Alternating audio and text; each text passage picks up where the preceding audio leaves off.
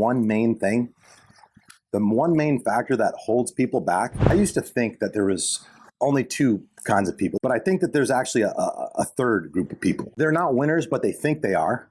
I'm talking about people who are burning the candle at both ends and feel like they're doing all the right things, but they're not getting the results that they want. This is what people got to be aware of. The harder decisions are the best decisions for you.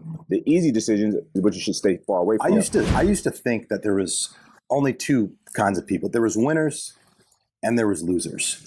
But I think that there's actually a third group of people. You see, like the losers are the one, no standards, no goals. They don't care. They're not trying. You know, they're just consuming resources. They will leave nothing behind.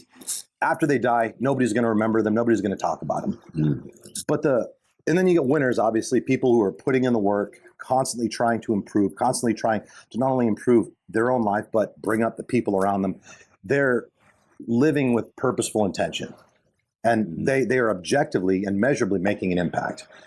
Then you have the third group of people, which I like to call hardworking underachievers. These are people, they're not winners, but they think they are, right? They show up and they work hard, but if you look at the scoreboard, it doesn't reflect the effort that they perceive that they're putting in.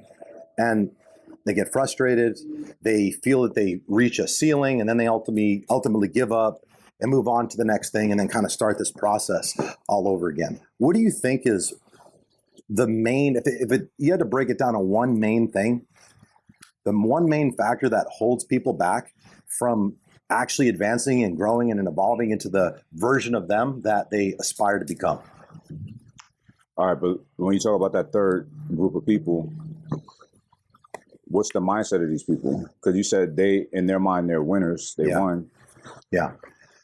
So the mindset is one of delusion, obviously, right? Because if you're working really hard and you're making that statement and you believe you're working hard and you're not getting the results, you don't have the social proof to demonstrate. If you have no results to accompany your hard work, then obviously you're either working hard at the wrong things, or you haven't been working hard long enough, or your actions and your habits, your lifestyle is not in alignment with what it is that you say you want. The thing is about the mindset is, I think that these people, they're clearly unaware of the fact that that's the problem. What I believe the underlying issue is in these situations 100% of the time is they actually are doing their best. They're doing their best. But the difference between them and actual winners is these hardworking underachievers are doing their best. A peak performance individual is aiming to do things the best way they can be done.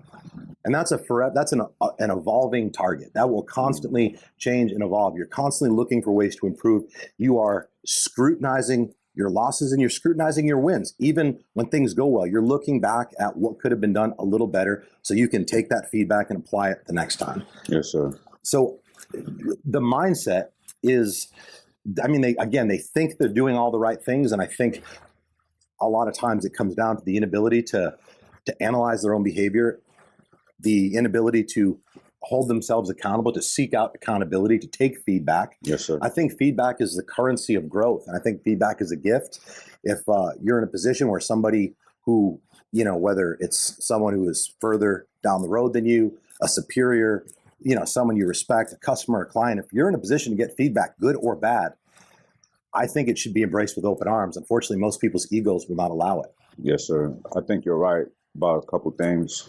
I really like what you said about you have people doing the best that they can do, or there's people that's doing it the best way possible. Yeah. I think that is a wise analysis and a wise strategy, doing it the best way possible. But when it comes to people who think that they're winning,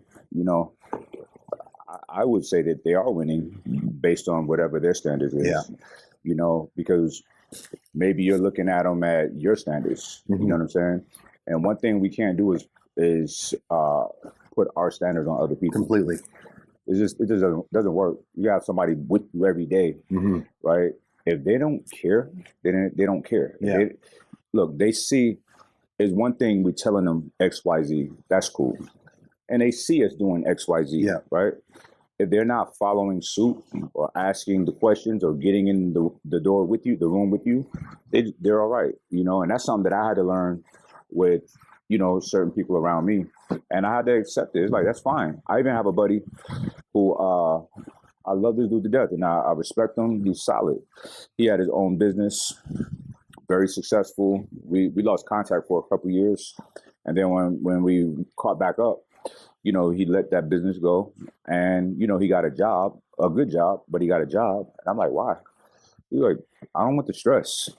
He says, look, I make decent money, got my crib, wife, daughter's good, cars. I know my time off. Mm-hmm. I got good benefits. Mm-hmm. I'm good. And listen, I admired that. I'm like, damn, he set the parameters for himself. Correct. And he does have a nice house. Yep. His wife is gorgeous, smart daughter, smart kid, you know. They take vacations. I haven't ever taken a vacation, you know. So it's like, and, you know, so I had to look at that like, damn, that's real, you know. He removed himself from whatever matrix exists and created his own system. Totally. And he's operating. So I look at it like that, man. Here's the thing. This is one thing that I've learned. Finding like other people to go to war with you business-wise, right? People who want to have that kind of work ethic, that drive, that intelligence, that intellectual dexterity, can figure things out. You find them and then you lock in. You can't make somebody that into that. Agreed. So, you know, I stopped trying, and I promise you, bro, like, that person found me.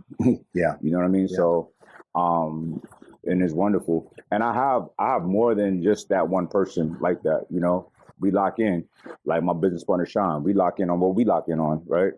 And then when I'm out doing other things, I found somebody else that can lock in with me. So, in different expertise. And at some point, these all come together as well. So it's just a beautiful thing. Like, business is interesting to me. It's like an ever evolving organism, you know, the business mindset, growing companies and stuff like that, having new ideas and bringing them to fruition.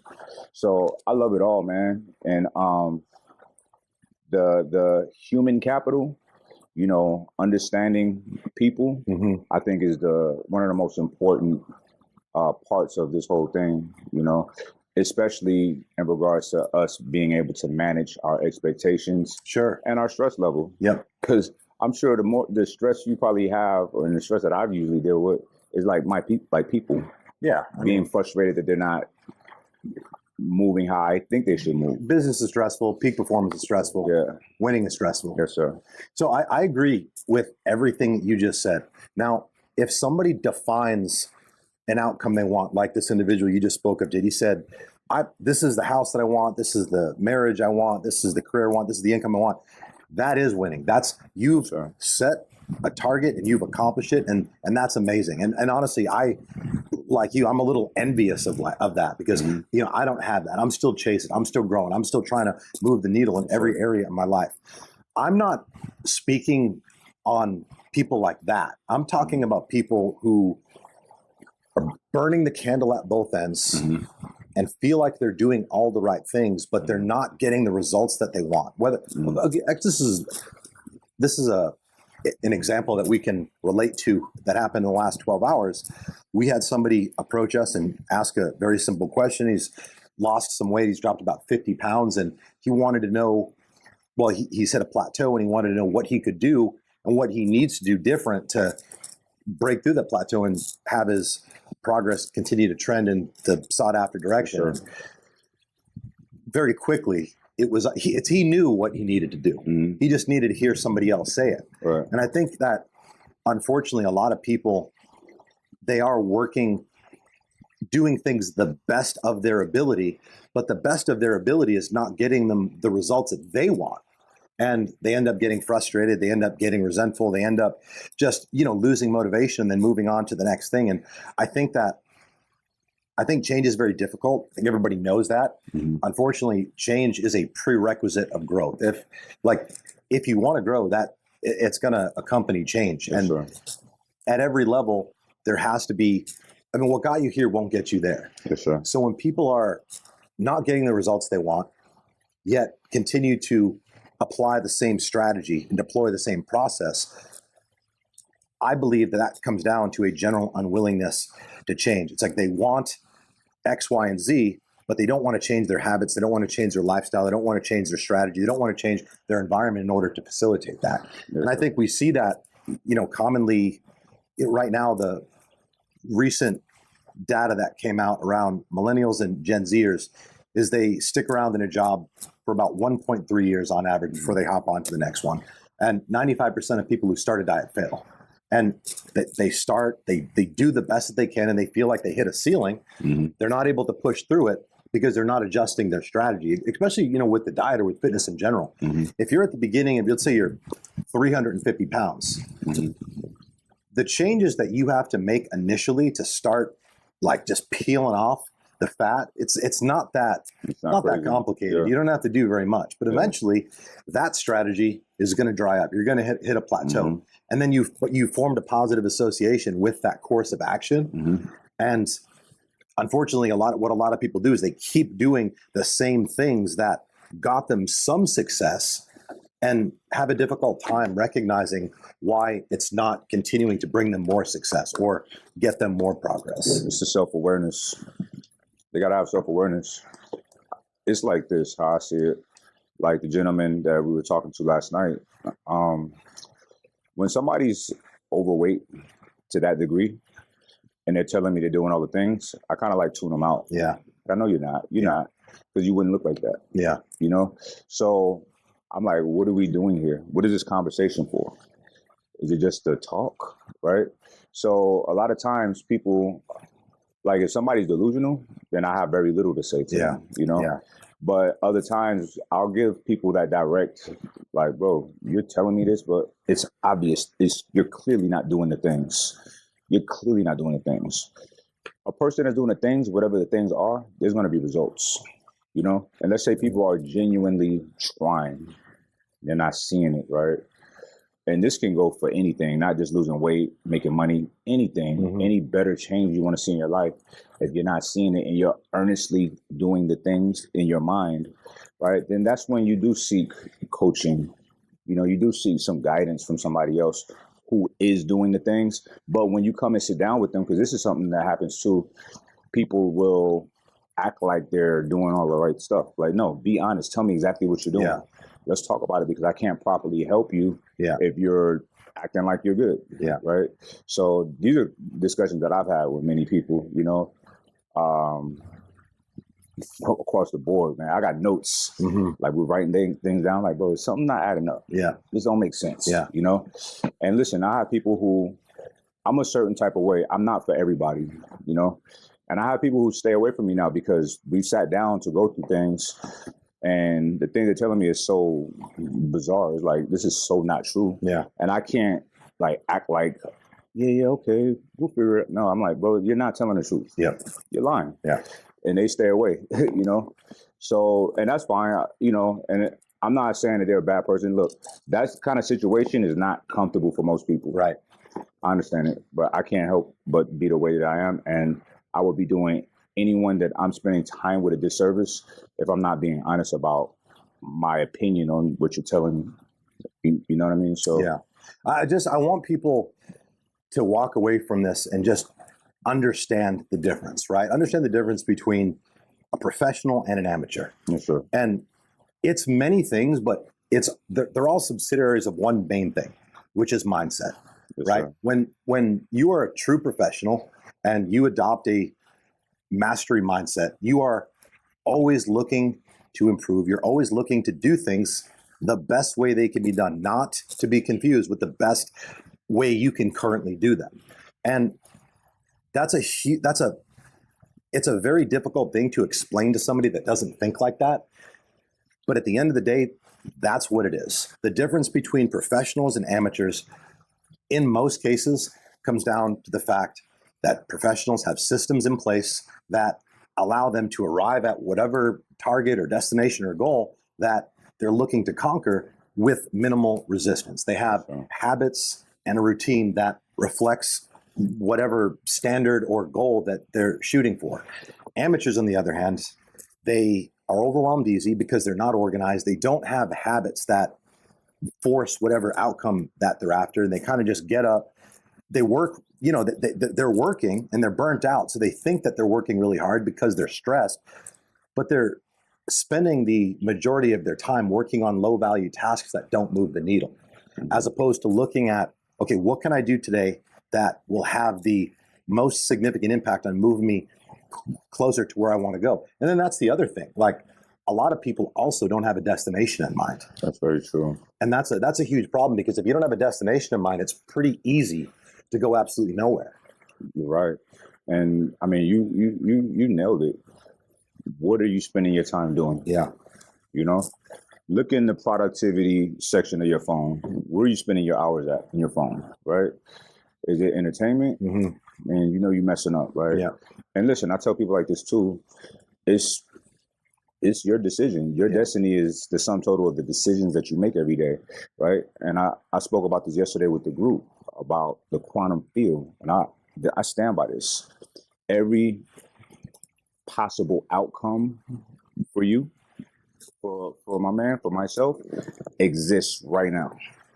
Every outcome exists in its potential form, right? So based on our decisions, what we choose to crystallize is on us. Now, this is what people gotta be aware of. The harder decisions are the best decisions for you. Mm-hmm. The easy decisions is what you should stay far away from. Yep. The easy decisions will keep you exactly where you are, staying comfortable, safe. That's going to keep you, not advancing. And you don't advance. You're not just maintaining. You're declining, right? Mm-hmm. So, because there's a thing called entropy. So you want to always be advancing. So people got to notice.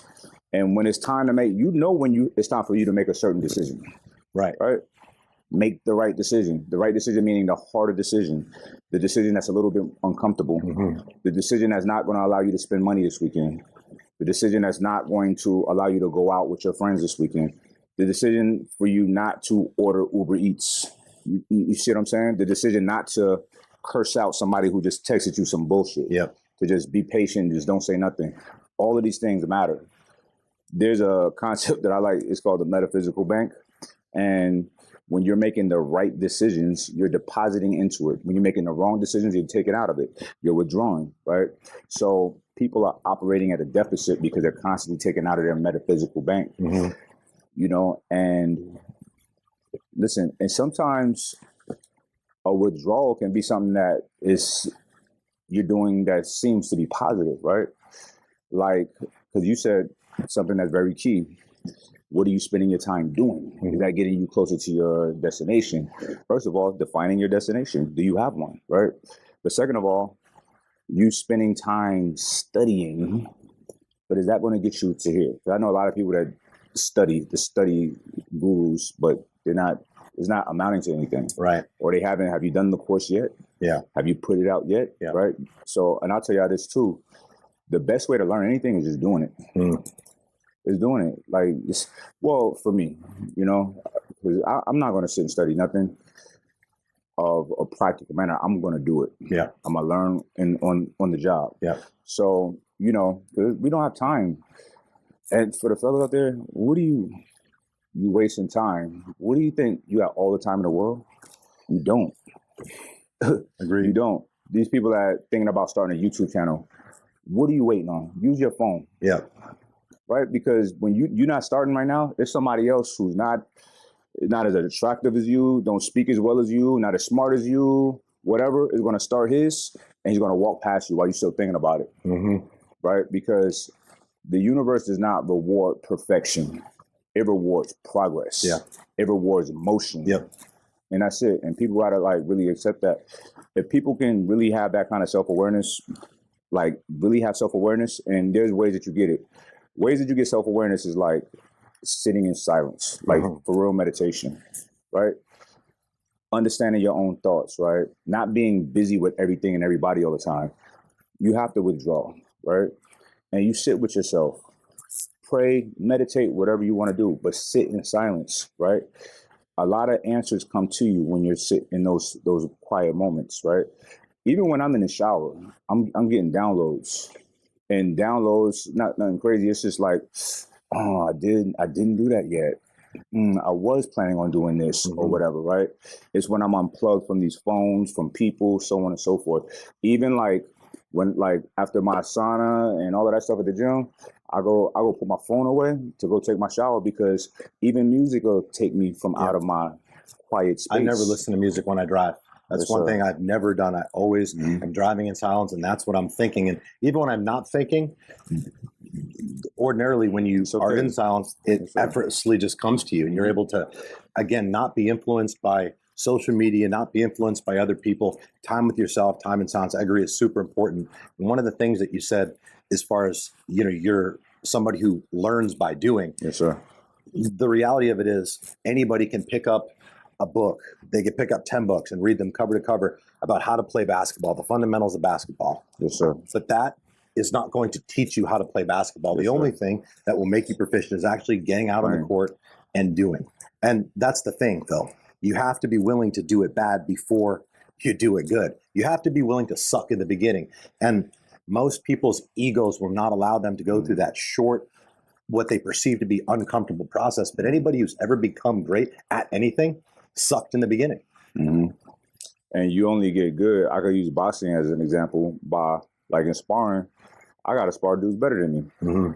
I get nothing out of sparring dudes that I can easily beat. Nothing. Maybe just some exercise, right? Yeah, right. But I'm not learning anything. It's not toughening me up. It's actually doing me a disservice. When people spend time with people that they're superior than, you're playing yourself. You're playing yourself because you're a big fish in a small pond. Yeah.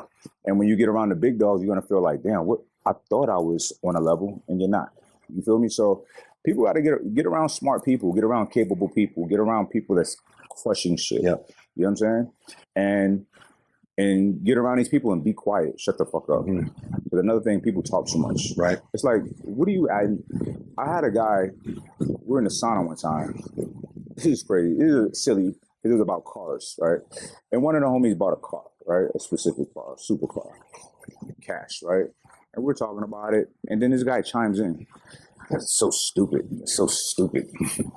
I'm like collecting the data. I'm like, okay, and let him keep talking and get comfortable. So I said, why you say it's stupid? Like, what's up? You know what I mean? What you drive? No, before I asked him about why he said it's stupid, I said, hey, what do you drive? Like a Mustang or something like that. Not a Cobra, but a Mustang. Yeah. You know what I'm saying? And even a Cobra ain't crazy. Right. Right? So I'm like, okay. You into cars? He's like, yeah. I said, okay. What do you do? Personal trainer. But I want to be a nurse. That's the aspiration. I said, I'm not offended or nothing by what you said, but why would you say that? Like, what do you know about people that buy $400,000 cars cash? Like, what do you know about these kind of people? Because you're not that. Yeah. Right? You buy $40,000 cars, right? Yeah. So it's like sometimes people come around and they just talking. It's like, you're not qualified. And know that, right? Yeah. If you can't afford it, you're not entitled to an opinion on the matter. So it's like, come around. It's not an option for you. Yeah. If you play your cards right, you know? Right. But the moral of that story is like, because I'm telling people, get around people that's questioning. Yeah. But be quiet. Yeah. Observe and learn. And when the time is right, ask questions. Agreed. Now, people will hear that and think to themselves, well, I don't know anybody like that. I look around and there's like, you got, the same people doing the same bum ass shit played out. Like they ain't winning. They're not people you want to listen to. So yes, sir. If you're in that position, what you should do first of all is start distancing yourself from them, because nobody of value, like winners do not want to hang around average people. Period. You have to bring something to the table. So the first move is to distance yourself from losers, because they're influencing you, whether you want them to, whether you think they are. They're going to influence you. The people we spend the most time with and are within the closest proximity influence our standards, influence our mindset, influence our behavior. There's research, published research that's done that proved over a 30-year period that if a friend of yours gets fat, the probability that you will also get fat is increased by 57%. Does not surprise me. I haven't seen that study, but that's like common sense to Yeah. me. I get that. Yeah. So it was the name of the And let's study. talk about why. Why do you think that is? So the name of the study, just so, because there's going to be people who immediately get triggered by that. Sure. It was called The Spread of Obesity in a Large Societal Network Over 32 Years. The two doctors that published the research, Christakis and Fowler, they wrote a book called Connected. And that was one element of the study, of a much broader picture that was painted on like how significantly the people you spend time with impact you. So at the end of the day, this is what I like to tell people, to make it very simple. The people around you are either making your life better or making your life worse. There's no middle ground. And if you think that they're somewhere in the middle, trust me, they're making your life worse. They're either raising your standards or dragging you down. So it's important that you be aware of that. So you create some distance from the people that are not adding value to your life, not pushing you to push yourself, not, attacking goals, not people that, you're drawing inspiration from and able to hold accountable and them do the same for you. But then you can very simply manage your attention. Who are you following on social media? What type of books are you reading? Because people have this idea that they need a mentor to call them up every morning and say, hey, wake up. It's time to get after it. Get up. We're about to go get this money today. The best mentors are available to most people at scale, and they're free. You just have to make sure you're following the right people. I mean, if you're following a bunch of retards on social media, a bunch of people that are just putting out content to entertain, that's fine. But just understand that's taking up a significant amount of your mental energy, and that's less mental energy you have to ascend towards your goal. Yeah. People should take inventory of, their closest associates and friends, and think about the level of conversation and interactions you have. Is it a lot of negativity? Is it a lot of hating? Is it a lot of just mean, cruel jokes with nothing else? Is it a lot of complaining? If these gossiping, if these are, or only talking about girls, if this is the nature of your relationships, you need to sever those relationships, right? And you need to check yourself, because you're part of the problem as well. But you need to that cannot be your reality if you want to grow.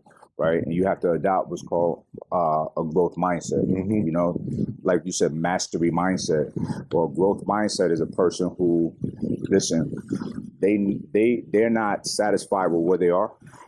They're always looking to grow. Yeah. They're not they don't feel defeated when they see people doing great things. Because a lot of people, you have that, then you have people who has what's called a fixed mindset.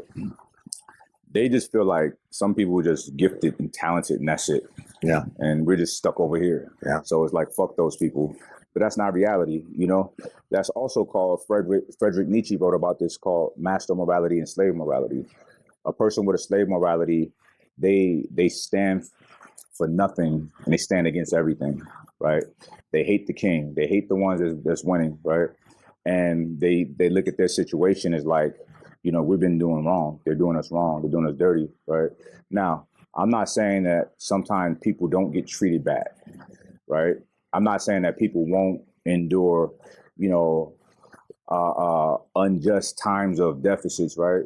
But you don't wallow in that. You don't celebrate that. No. You use that as a motivation to never experience that again and excel, because I'm a person that has been in the deepest of deficits and got myself up out of it. You know what I mean? So, people got to really calibrate their minds. And look, life is what you make it at the end of the day. You can blame everybody you want to blame all you want. That's cool. But the world is going to keep going while you sit there in a bad mood complaining. So if we had to, one thing somebody could do to begin the process of cultivating a mastery mindset, a growth mindset, to begin the process of unfucking their life, for lack of a better term, one tangible thing that you would suggest that they could start doing tomorrow, what would it be? Start getting up early and going to the gym first thing in the morning. That one thing alone, just that, and make it a non-negotiable. Expand on that in the sense of the critical importance of a morning routine as it relates to just being successful at everything. Well, a very practical reason is most people start work or school in the morning. Yep. right? And this is what my father told me when I was in high school. He's like, work out early in the morning so that when you get to school, you're awoke. Yeah. You're firing on all cylinders. Because everybody get to school, they still sleep. Yeah. And he's right? So for one, you're on top of your day when you do it early, right? For one. For two, that's when you have the most energy, and you owe it to yourself to work out. Like, you got to love yourself and be good to yourself. Now, that process of discipline that you're doing, applying to your physical health, is also benefiting you psychologically in a great degree, but it's also benefiting you in your habits, right? You're becoming a disciplined person. Yeah. You understand? And I tell y'all like this, anybody who's ever been in the military, anybody in sports, wherever you need partnership, which is every sector of life, right? You want disciplined, sturdy people. Look, there's dudes that's fat, that's smart, but you're looking at them sideways. Yeah. You know? So look, I've met people, listen, in the tech space. I got friends in all kind of areas, and we be having excellent conversations. But then when I talk about like the physical, like, why haven't you, and they just get real weird about it. Yeah. You know what I mean? Yeah. And then you start seeing like what's really intelligent. Yeah. What's really intelligent, because is nothing more important than your physical condition, your health. Literally nothing. Not even your money. Because look, I had a friend years ago when I was younger. He was a millionaire. He's the first millionaire I knew. Right? I was in college. No. I was out of college. Just a young adult. He was like 40 at the time, morbidly obese, but real tall, so it didn't look as crazy. But he said, man, if I could trade lives with you, I'd do it in a heartbeat. I'm like, you tripping. At this time, I was a broke college student. You know what I'm saying? Yeah. Car overheating, all of that kind of stuff. I'm like, you tripping. Why would you say that? He said, because when I'm in pain, my money does nothing for me. And he's been in pain before to where he wanted to kill himself, like gout and stuff like that. Damn. The pain is that bad. So anyway, I can go on for days on why that is the most important. You getting up and training every day is the most important. Yeah. But that should be enough right there, right? And all of your activities is elevated when you're in shape, when the blood is flowing properly, when you're healthy. You think better, right? Yeah. You present yourself in a confident, competent way. People receive you like that, I do. And it's unfortunate that so many people hear this. And, there's a lot of people that are out there talking about why getting in shape is so important. It's beyond the physical, but let's make no mistake about it. The physical is an important element, because when you walk in a room, okay, your body is telling a story without you ever speaking a word. And ultimately, that story is going to be one of discipline or lack thereof. It's going to be one of somebody who's already given up, or somebody who clearly has high standards, somebody who has self-respect. Yes, sir. Your body, I believe, is a billboard of your lifestyle. Yes, sir. And it's not so much what other people think. However, another really fascinating component about being in shape that's hard to measure, but I mean, you can correct me if I'm wrong. When you're in shape, people treat you different. Yes, they respect you more. You just create more opportunities for yourself based off the fact that you look like someone who has their shit together. You look like someone who has high standards, and people the right people, by the way, naturally gravitate towards that. Yes, and that plays a significant role in your confidence. And our confidence and discipline, two things that are developed throughout one's fitness journey. Those two characteristics, I believe, are the two most important things in accomplishing success. Yes, sir. So the gym and fitness in general, it allows you to develop qualities that you can then point at other areas and other goals that you're looking to conquer. Yes, sir. And the thing about, doing it in the morning and just a morning routine in general, and why that's a great place for someone to start, is you're basically priming. You're priming your mind and you're priming your body. You're putting yourself in an elevated state, a peak mental and physical state that you will then now go attack the day from that frequency. When you do that, right, you go through a process in the morning, put some good information in your brain, read 10 pages of a book, get some movement in, eat a clean, high protein meal. You are setting yourself up on a trajectory for greatness, that you're stacking many, many wins and you're creating that momentum. And then you have the opportunity to then go attack the day and stack more wins. Because if you work out in the morning, if you eat a clean breakfast, you're not going to be craving Burger King or Subway at lunchtime. You're going to want another high protein, nutrient dense meal. Very true. And I think the biggest problem, and I hate talking about this because naturally people will think that I'm trying to, market my company. But I think the reason so many people struggle with their habits, so many people struggle to get in the gym, so many people struggle to perform optimally on a consistent basis, is they just do not have the physical energy to do so. Mm-hmm. And they're not even aware of it, mm-hmm. because that is just always how things have been.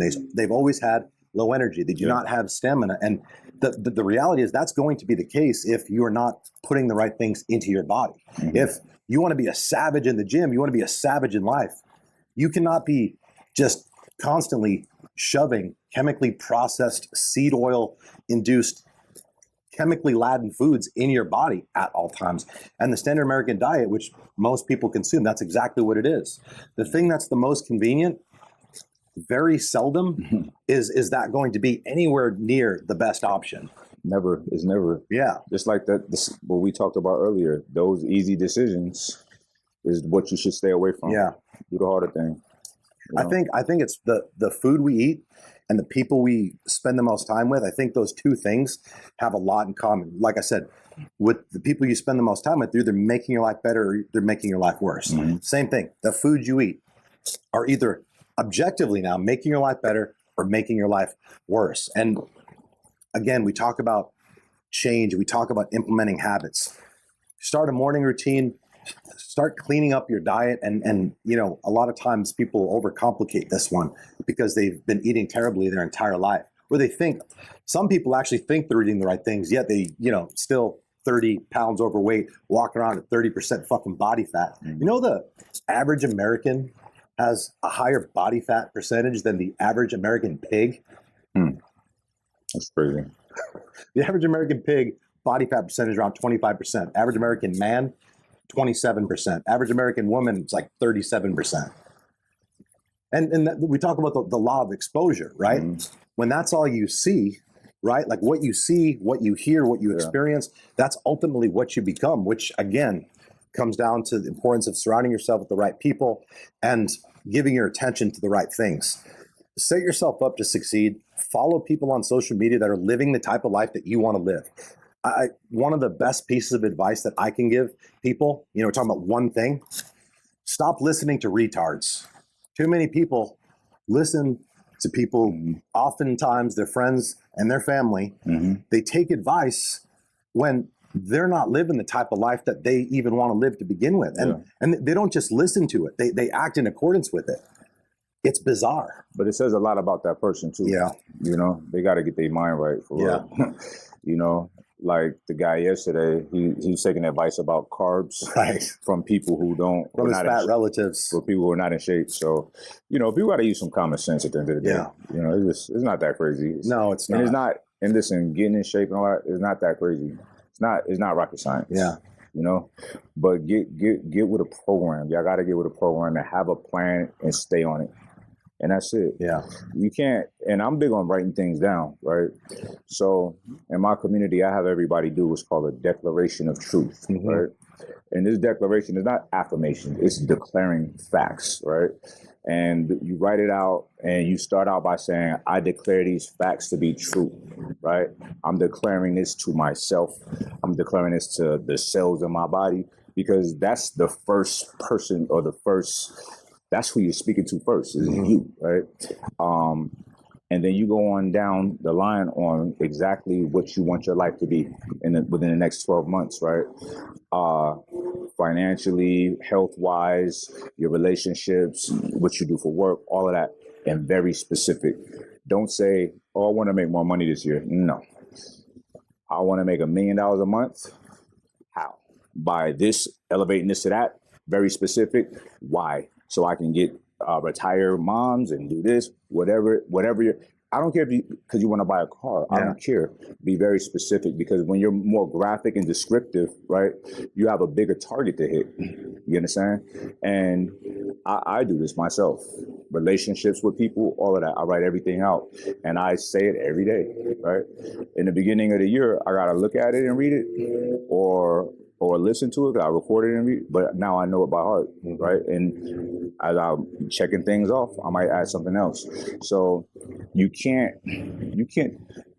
Like, by the way, this is a beautiful home you have. Thank you.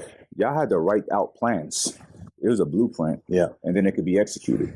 So the plans for a person's life is more important than their car or their house. Agreed. Right? So why are people not writing these things out? Why do people expect to hit their target goals and they haven't even written it out? Let alone saying it every day. This is what happens when you say it every day. You are embedding that reality in your mind, right? And you don't just say it, you visualize it, and then when you start your day, you align all of your thoughts and your actions in accordance to that list. And that's going to be for your higher self. So when you're making a decision, you're more likely to make a better decision because this doesn't align with anything on your list right here. There's other decisions, Yeah. So I'm big on that, And look, there's been times that I've slacked on that. And I'm a person that need rules. I need rules because I'm a person that was talented at things, right? And I would let talent just get me through the door. Sure. And you can get lazy like that. Yeah. So I have to have rules and very stringent discipline for my life. I know I have that kind of awareness to know that. So, I highly advise people to do that. That's just a start. Write it out vividly, descriptively. I'll show you mine. You see what I'm talking about? I'll show it to you right now, matter of fact. And I created a template for the community so they can do their own. Nice. And writing your goals down, there's research around that as well, that writing them down increases the probability of them materializing by 42%. Yes, and another layer of that is having somebody that you share your goals with and that you're accountable to. That brings it up to like 70%. Yes, sir. All these little things that you can do to stack the deck in your favor. Yes, sir. Rig the election. Yes, sir. You say anything and watch when you read it, you're going to see what you said is in it. I love it. You're writing it down as if it's already happening or already happened. And then you're in the process. And then writing exactly why you're doing it. Yes, why sir. is it important? Which arguably is the most important part of it. Yes, sir. The driving force behind Yes, the behavior that needs to be implemented to make it happen. It's the spirit in it. Do you mind if I read one of these? Go for it. You can read whatever you want. Oh, man, I'm a lot of pressure here because there's a lot of powerful stuff here. But the one that I will keep my skin clear so that I can look 28 forever. I will be avoiding salty foods, refined sugar, and processed foods. I will continue to drink nothing but water, nectar, mental jewels, planta, or tea. I will keep my body properly hydrated. My relationships with Elijah, Kaya, Ivy, Maja, father, sister, stepmother, and family will be better. When I say family, that is my family in Arizona, Florida, UAE, in New York. The specificity of that is phenomenal. Yes, sir. I love that. You really took that to the next level, but that's important, man, because if you see it and you define it, it's only a matter of time. And what I've noticed actually with goals is you can set a goal, and if you're very clear about what that goal is and you're very deliberate and specific about what you want things to look like and when you want it to happen by, it's funny because you don't need the perfect plan. As long as you have that end destination clearly in mind, from my experience, the universe is going to help you out along the way. Any roadblocks, any adversity, the universe is going to help clear that shit out of the way. Sometimes you find yourself like, you're working really hard and you feel like it's not happening. And all of a sudden, just one day, you come up for air and like you're there. And Yes, I think a lot of that has to do with, again, having that destination in mind, because you have to be pointing at something. Yes, you have to be pointing at something. And although, we're never going to have all of the steps figured out to bridge the gap specifically from where we are to where we aspire to be, I think it's safe to say we all know what the first step is. We just got to take that first step. Yes, sir. It's a series of first steps taking over the course of time. And, eventually, if you're willing to do the work and you're willing to, continue to apply pressure when progress is slowed or even come to a grinding halt, Yes, sir. which is going to happen. Yes, sir. I mean, I know you've had that happen. I've had that happen where things are not going the way that you want despite your perceived 100%. best efforts. Yes, sir. It's what you do in those situations, I believe, that determines not only where you go, but who you become. Mm-hmm. The universe has a lot of filtration processes set up. And throughout the course of personal growth, you're going to be tested. Every new level, you're going to be tested. And you got to pass that test. You're going to be tested right before it's time to level up. Mm-hmm. And unfortunately, that's when most people waver. When it gets really difficult, when it gets really fucking stressful, when everybody else is fucking tapping out, Yes, sir. it can be tempting to do the same. Mm-hmm. It can be tempting to quit, but you don't. It's not honorable. And No. you got to look at yourself in the mirror at the end of the day, every day. And, you know, Shakespeare said, a coward dies 1,000 deaths. A hero dies but once, right? And this is how I take that. When I die, it's it. Yeah. It's it. A coward dies by taking shortcuts every day, cheating, lying, not being straight up with people, you know, shaking somebody's hand that they don't really like. You die every day because you got to look at yourself in the mirror and be like, damn, why'd I do that? Why'd I do that? That's a death every time, right? So, you know, have a higher standard for yourself to where you good with who you see in the mirror. Look, if you're going to say some things that's going to rub some people wrong, as long as you standing firm in your truth, it is what it is. You feel no way about it. Yeah. So people, now we talked about this yesterday about caring about what other people think. I think you should. Yes. But also, most people, you shouldn't give a fuck. Right. Because most people have no impact on your life, right? Yeah. No positive impact on your life, at least. So, you know, and the people that you do care about what they think, your behavior should be in a way to where if they're coming at you sideways or they're judging you unjustly, you don't care. Exactly. You know what I'm saying? So, you know, at the end of the day, you have to have a relationship with yourself. You have to know yourself. You have to love yourself properly and thoroughly and know yourself to where you're moving in a way that's a godly way. So you're not really, you know, you're not worried about karma. You're not worried about what they could say. And when people do come out the woodwork saying whatever, you don't care. You know what I'm saying? So the reason I like speak about this stuff is because I grew up poor.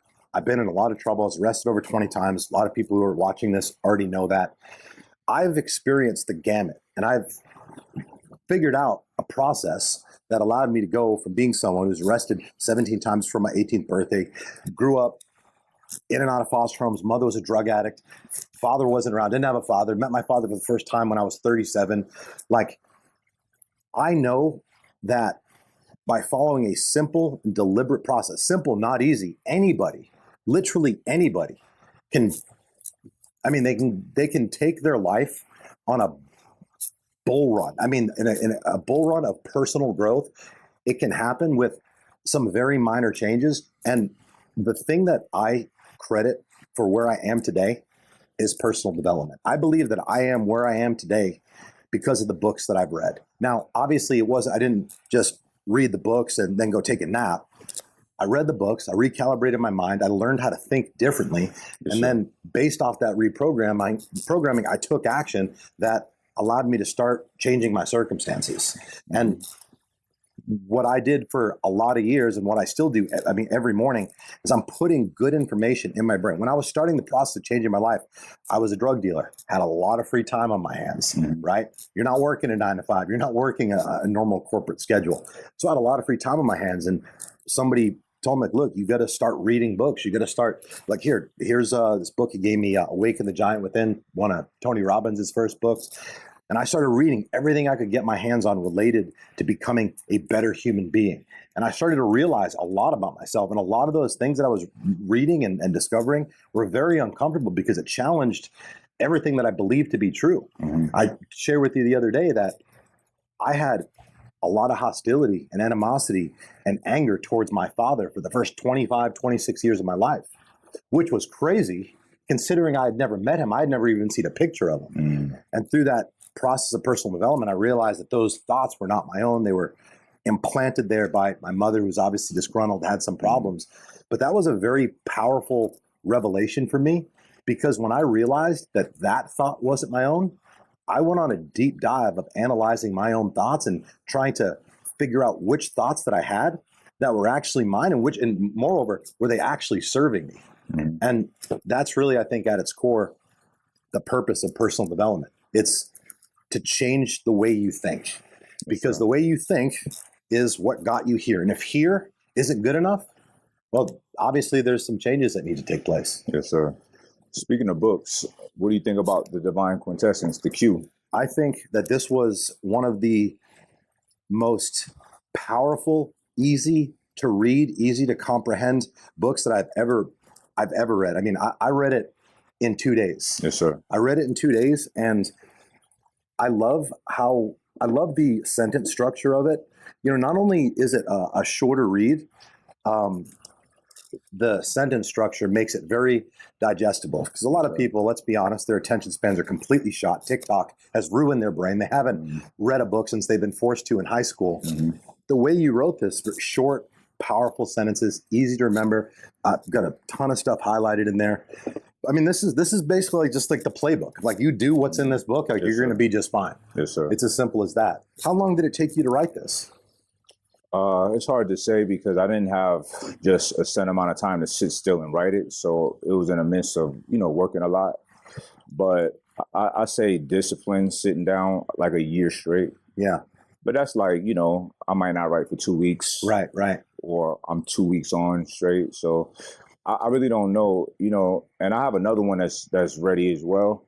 But the next time I write one, I'm going to log the amount of time it actually takes me to write it, because that would be a good piece of information to have. I thought it was really cool over the last couple of days when you were kind of taking some time to prepare before you were going to talk to the team, or before we were going to go do something. I see Mike in his own book, like, highlighting stuff, taking notes. I thought that was really interesting. Yes, sir. I mean, that's what you should be doing. Yes, sir. Right? Yes, sir. You're looking at your own information, not rehashing what everybody else has said. But yes, one of the things that I said when I announced you to the team, yesterday, and I'll say now, like, you're known as a lot of things, right? You've been the man in the fitness industry for a long time, but you're an entrepreneur. You've built legitimate businesses, bringing in a ton of cash.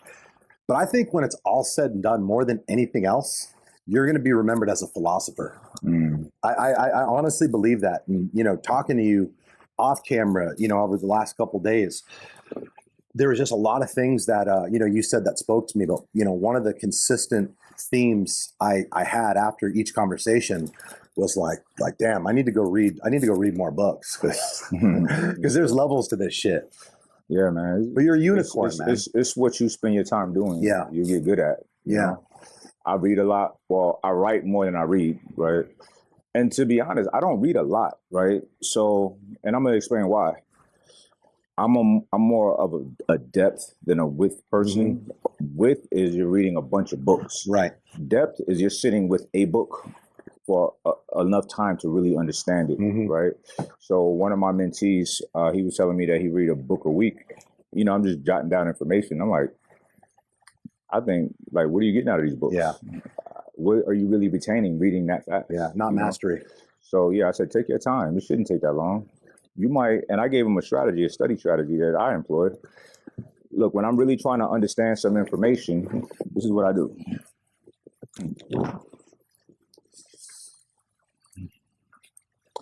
Okay, so this one right here is, I'm gonna just show you a perfect example. I'm gonna read it. Yeah. This is how my mind works. This is how I study. This is how I master information. All right. So in the note from the author, I'm gonna read it. So the book is called The Divine Quintessence. Now, to truly understand knowledge, one must apply wisdom. My approach to wisdom is to define each word and the ideas I seek to master, peeling back layers to reveal their essence. I share this strategy with you to unpack the title of his book, The Divine Quintessence. Below, we explore these words tethered to the sacred concept of God, because divine is linked to God. Yeah. Inviting you to see how they form a sacred invocation. As you read, I hope this glimpse into my mind sparks your curiosity to uncover the divine truths within this page. Now, the first word, the. You ask anybody, what does the mean? They're like, they can't tell you. They don't know. Define it. The is a humble word, yet it carries profound weight. As the English language's definite article is called a definite article. It points to something singular and unique. The, right? In emphatic use, These signals the ultimate example, like the Messiah, right? The one and only. In our title, the transforms what follows into a representation of unparalleled truth. It whispers that the quintessence is not ordinary, but the definitive essence, a sacred calling to contemplate the divine. Next word, divine. Divine means of or from God, holy, sacred, and eternal. It evokes a presence beyond this world, pure and exalted in the divine quintessence, divine elevates the essence to the reality of godly. To grasp its meaning, we must turn to the source of all divinity, God, eternal spirit in the heart of existence. So then we break down God. God names the supreme reality, perfect in power, wisdom, and goodness, worshiped as the creator of all. The word has ancient roots coming from the term meaning that which is invoked. That's what God literally means, that which is invoked. It suggests a relationship, a sacred presence we reach for in prayer or awe. Across cultures, Greek, Theos, Roman, Deus, Sanskrit, Deva, humanity has sought to name this ultimate divinity. Philosophers call God the first cause. Mystics hint at the through poetry. In the nation of Islam, God is seen as man's divine potential, the spark of greatness within. This knowledge awakens self-mastery, guiding one to higher living, mentally, spiritually, and morally. That is achieved by embracing responsibilities to reflect divine attributes. So in our title, God is the eternal source of the divine spark, infusing the quintessence with sacred meaning. Now we have to define quintessence, right? I know a lot of people are like, what the fuck is that? Quintessence it means literally the fifth essence. Quint in essence. In ancient philosophy, the cosmos comprised 4 earthly elements: earth, air, water, fire, and the fifth was the ether, or a divine substance filling the heavens. Aristotle saw this ether as eternal, moving in perfect circles, unlike earthly matter. In Greek myth, it was the breath of the gods. Medieval alchemists sought to distill the quintessence, believing it held the purest essence of creation. Over time, the quintessence came to mean the truest, most concentrated form of anything. The soul is the soul of a thing. In our title, quintessence is the sacred essence, the divine spark transcending the material world. So together, these words weave a profound truth. The signals a singular presence. Divine infuses it with godly nature. God is the eternal source, and quintessence distills it into its purest essence of existence. The divine quintessence is a call to the intellectually awakened, an invitation to recognize the holy spark at the heart of reality. This fifth element of ancient wisdom is the ultimate truth of spiritual insight. The title is a meditation.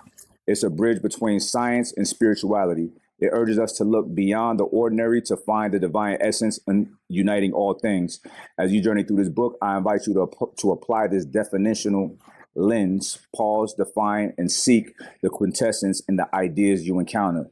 Let this be your guide to uncovering the sacred truths that await. So there we have it. So we have the thing that I like to do most to understand a word is, before I even define it, I look at the etymology of the word. What was the original meaning of this word? And then I'll go down a list. And we live in a world, right, with rules and laws and principles, right? For instance, a red light, it doesn't make you stop, but we all agree to stop so that these cars can go and we don't collide and die, right? So when we have words, we all agree that these words have meaning. It's a dictionary. When people say, well, what it means to me, it's like, it shouldn't. Yeah. We should just refer to the rules, right? Yeah. That way we have order instead of chaos. So I try to live my life with order. And people are like, well, to me it means, I'm like, well, let's be precise. Let's just pull it up. This is the dictionary right here. Yeah. Yes, sir. Good stuff, man. That's powerful. So pick up the book if you're watching this. And look, man, we've kept them in suspense long enough. We're wrapping up here. At the beginning of this, a question was asked, and you decided to forego giving the answer to the end. Yes, sir. So, Mike Rashid, the people want to know, have you ever lost a street fight? No. There you have it. Thank you for watching. Good day. Good job, man. Yes, sir.